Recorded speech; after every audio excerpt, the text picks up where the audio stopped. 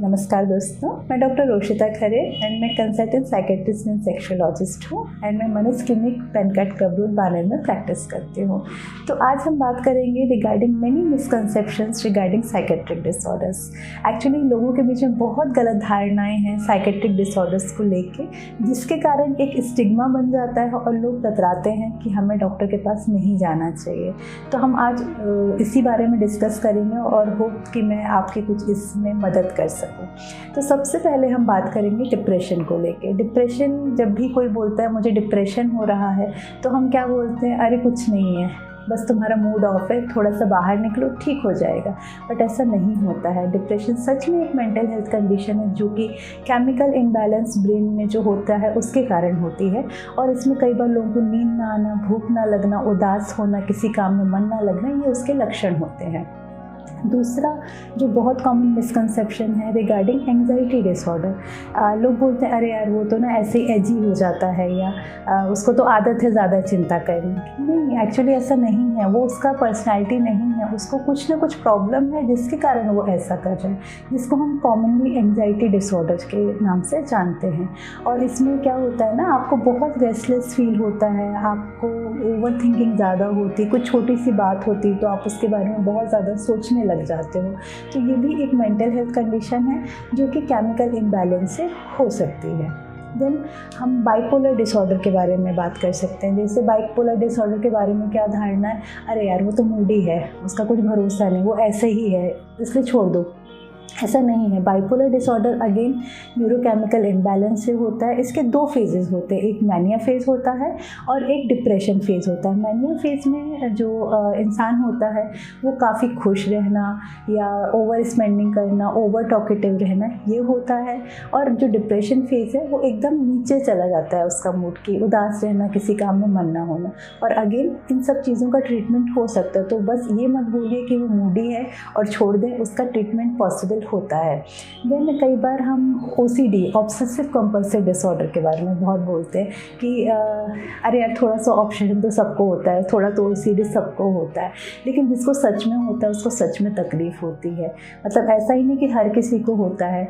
लोगों को लगता है क्लीनिंग की बहुत आदत है, ये OCD हो गया। नहीं, मतलब क्लीनिंग पूरे टाइम आपके दिमाग में रहना और उसके लिए आप 10-10 बार हाथ धो रहे हो, 50-50 बार हाथ धो रहे हो, वहाँ पे मतलब OCD का आज़ार माना जाता है। और OCD सिर्फ क्लीनिंग से ही रिलेटेड नहीं होता, ये चेकिंग से रिलेटेड होता है। कई बार आपको इतने विचार आते हैं कि आप कंट्रोल नहीं कर पाते हो। उनको कंट्रोल करने के चक्कर में आप दूसरी आदतों में भी चले जाते हो। और कई बार इन साइकेट्रिक डिसऑर्डर से पीछा छुड़ाने के लिए लोग ना कोपिंग मैकेनिज्म जो उनके होते हैं वो गलत डेवलप होने लगते हैं, जैसे अल्कोहल की आदत आ जाना या ड्रग अब्यूज़ हो जाना, तो ये होता है। तो अगेन मैं यही बोलूँगी कि ये चीज़ ट्रीट हो सकती है, लेकिन आपको थोड़ी अवेयरनेस होना बहुत ज़रूरी है। Last but not the least, मैं अभी थोड़ा बहुत आपको सिज़ोफ्रेनिया के बारे में बताऊंगी।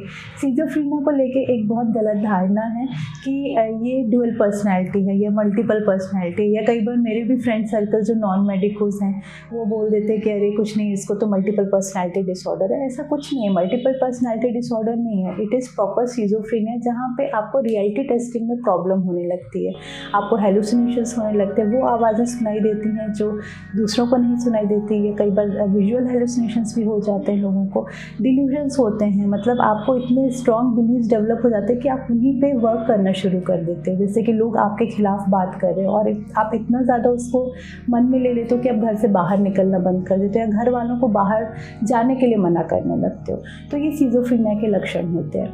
तो ये तो मैंने आपको थोड़ी सी मिसकंसेप्शंस बताए जो मेंटल डिसऑर्डर्स को लेके होते हैं। अब मैं इस बारे में बात करना चाहती हूँ कि हम इनको कैसे हटा सकते हैं। तो सबसे पहला जो है वो अवेयरनेस डेवलप करना, जो कि बहुत ज़रूरी है। साइकेट्रिस्ट को लेके बहुत ज़्यादा जो है कि ये तो सिर्फ दवाई दे देता है और कुछ नहीं करता है, पहले तो ये हटाना है। हम ट्रीट करते हैं लोगों को, तो अवेयरनेस आप लोगों में भी फैलाइए कि भाई ये मेंटल हेल्थ इशू है, इसका ट्रीटमेंट हो सकता है। दूसरा एजुकेशन इज़ वेरी इंपॉर्टेंट। और मैं चाहती हूँ कि लिटरली हमारे स्कूलों में रिगार्डिंग मेंटल हेल्थ इश्यूज़ के बारे में एजुकेशन होनी चाहिए कि वो बच्चा बड़ा होकर बता सके कि किसी और को भी ये इशू है या उसको खुद को भी ये इशू है। देन टर्मिनोलॉजी आप सही यूज़ करें। आप बोल देते मूडी है, पागल है, ऐसा मत बोलिए। इस स्तर पे भी प्रॉपर किसी चीज़ का डायग्नोसिस आप उससे संबोधित करिए ना। जैसे आप वायरल फीवर को लेके बोलते हैं कि भाई वायरल फीवर है, मलेरिया है, डेंगू है, वैसे इनकी भी टर्मिनोलॉजी होती है। तो एक प्रॉपर लैंग्वेज आप उस चीज़ के लिए यूज़ कीजिए। Last but not the least, हमारे जो गवर्नमेंट पॉलिसीज़ हैं वो थोड़ी वैसी बननी चाहिए कि वहाँ पे मेंटल हेल्थ इश्यूज़ भी एड्रेस होने चाहिए। तो बस मैं इतना ही बोलना चाहूँगी आज मिसकंसेप्शंस और इसके बारे में कि हम कैसे इनको डिबंक कर सकते हैं। और अगर आपको ये वीडियो पसंद आए and if mental health really matters for you, so please like, share and subscribe my videos. नमस्कार।